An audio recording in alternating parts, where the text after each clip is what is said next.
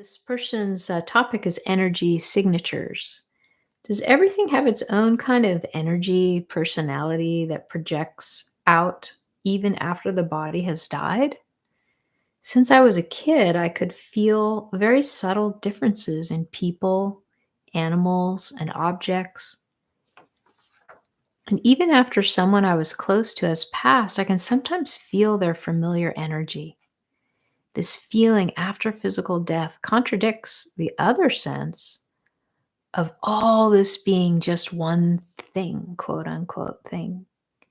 Is the brain playing tricks on me? Is there an inquiry that would help me with this nagging suspicion? Well, I'm not sure that there's a nagging suspicion. Maybe I'm not following you, but it sounds like you're describing your direct experience that even after people pass, you can sometimes feel their familiar energy. And so, in large part, what we have to go on when we're making conclusions about life is our direct experience. And, I don't know that there's a given discipline of thought, like a given science or something that can really tell us this is exactly how things are.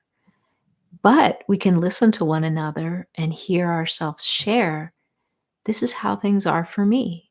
This is my direct experience. And we know that everyone doesn't experience things the same way. Some people, will experience a set of events completely different than the other people in the room, even in the same room, or even if with a similar upbringing. We all just experience things differently. But what I like to do when I'm listening to people is just really honor that when they tell me what their experience is, that that's what their experience is and that they know that better than anyone else. And so I'm sure you know your experience better than anyone else. So if you feel people's familiar energy, that doesn't really feel like a nagging suspicion to me. Maybe I'm missing which part was nagging. Um, but it sounds like you know quite well what your experience is. And it happens to be my experience as well. When people who I know really well have passed, or even before they've passed, I can be on the other side of the world traveling. When I was teaching in Europe, for example, and I could just tune into my heart center and feel the presence of certain loved ones. Somebody could ask me to pray for them. And sometimes I can really feel the state of mind that that person is in.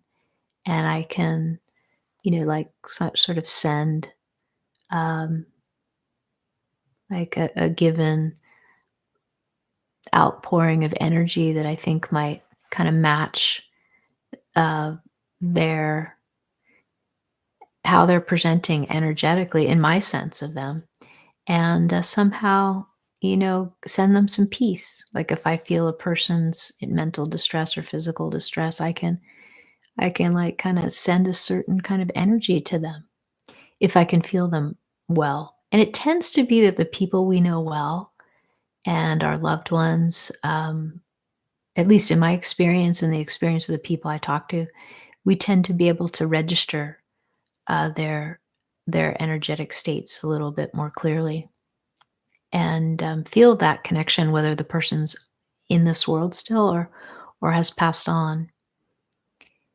I think the heart center is a very particularly interesting place where we might open to the energetic signature, as you would put it, or presence of the people who we give a place in our hearts, where we let them into our hearts and where they reside.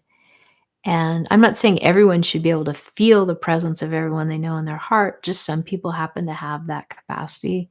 Some people don't. And as the questioner said, is our minds making it up? Well, in a way, our minds are structuring our whole experience of this conscious play and of our lives. So, I mean, if you want to take it to the extreme, I guess in some ways our minds, create um, our experience at some level. But, it's not so simple as that, and that'll lead me back to another person's question. I think that's overly simplistic to just say that our minds create our experience. Um, so for me personally, I think that if you have that capacity to feel the presence of your loved ones, then, I wouldn't worry too much about whether your mind's creating it or not. You're just being honest about how you experience things.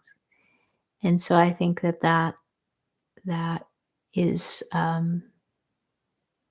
a fine way to, um, share and to engage some of the ways that life can present in rich ways.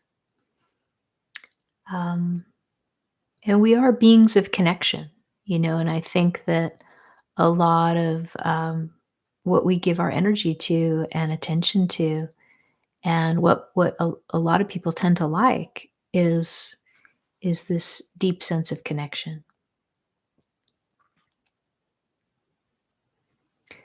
So the other thing that you thought might contradict this, it sounds like, is this sense of all this being just one thing. And I'm hoping that you got a sense from my talk earlier that there is this kind of paradox of the one presenting as the many, and the the many, each of us as individuals, recognizing their nature as the one.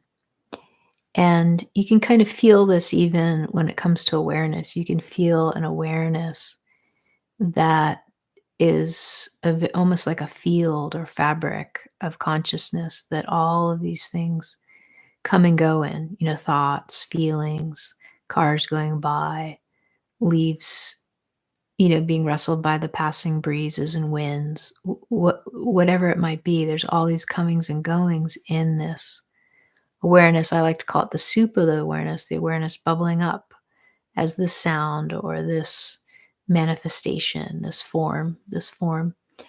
And there you can get a sense of this awareness as this one soup of the moment that has its appearances as the many. But you can also get this sense of awareness that's very focused and of the individual that's directing attention and directing at this or directing at that, directing it within, directing it without in a very vast, open, global kind of attention. And so there's this kind of paradox of the one and the many, or the many as the one. And I think that just sometimes one aspect of that comes more foreground. Sometimes we really feel like the individual and very much embodied as a distinct person who has very specific intentions, very specific likes, very specific notion of what feels on the mark or off the mark. We might have, very specific boundaries that we can feel when they're getting crossed, or like a maybe a lack of boundaries, but we still sense where the almost like where the boundary um, would feel good, or could be developed. But we can also sometimes have that sense of distinct individuation, or that one personhood kind of recede, and we can maybe have more of a sense of the oneness of the totality kind of come more into the fore. We may feel more of a spaciousness, for example. And so that's, space can be gathered in or it could be opened out. And so it's not necessary to necessarily land, but I think it can be helpful to kind of flow and even expect that sometimes the individual will be at the foreground, that sense of ourself, and that sometimes the the aspect of ourself that is free of that kind of individuation, not necessarily better, but just it's not defined by that. That's more prominent. And sometimes it's a blend or a very integrated sense of both experiences occurring simultaneously without a need to reference either way. So I hope that answer is helpful.